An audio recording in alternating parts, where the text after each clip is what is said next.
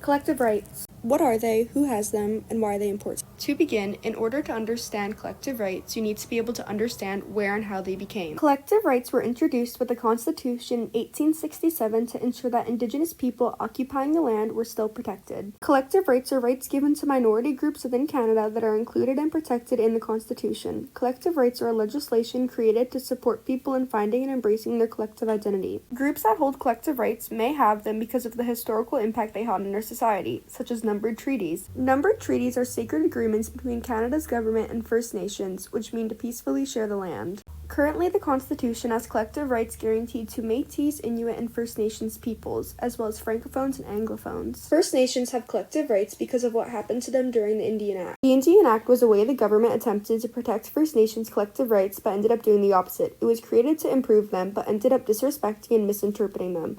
The Canadian government made laws regarding the land and people without consulting the Indigenous first, and then made a goal to assimilate and limit their mobility rights. First Nations who in the past held historical land treaties now may receive an annual cash payment from the government as an inherent right as their collective rights state. All First Nations have the collective right to ancestral land and self-government. Next, when Canada was established, Métis people weren't looked at as Indigenous and instead were named off as Treaty Indians. This meant they did not have access to reserves, land, or historical treaties. In 1885, the Northwest Resistance fought back for Métis rights and land in an attempt for Métis people to assert their rights. Years later, they were provided with grants to land that they could fish and hunt on. In the Constitution, it states that Métis people now hold the right to unlicensed fishing and hunting. Lastly, a Francophone is a person whose first language is French, and an Anglophone is a person whose first language is English. In Canada, Francophones are a minority. To be French-speaking in a country where over 58% of the population consists of Anglophones, it can be difficult to find a place that supports French learning or speaking. In order to be equal, Francophones deserve the same support and education that Anglophones already have. The right to be taught in your first language helps protect, educate, and limit discrimination. Now, you may ask, why do these groups have collective rights and not others? Although the Constitution applies to all Canadian citizens, collective rights are only received to a minority of Indigenous groups and the founders of Canada. This is because those with collective rights originated on the land. Collective rights are important because they acknowledge people who occupied the land before us. In the past, collective rights were focused around First Nations people and then Francophones and Anglophones. With how multicultural Canada has become, collective rights hold a high societal importance. They help people with different ethnic origins feel welcome and accepted without discrimination towards them.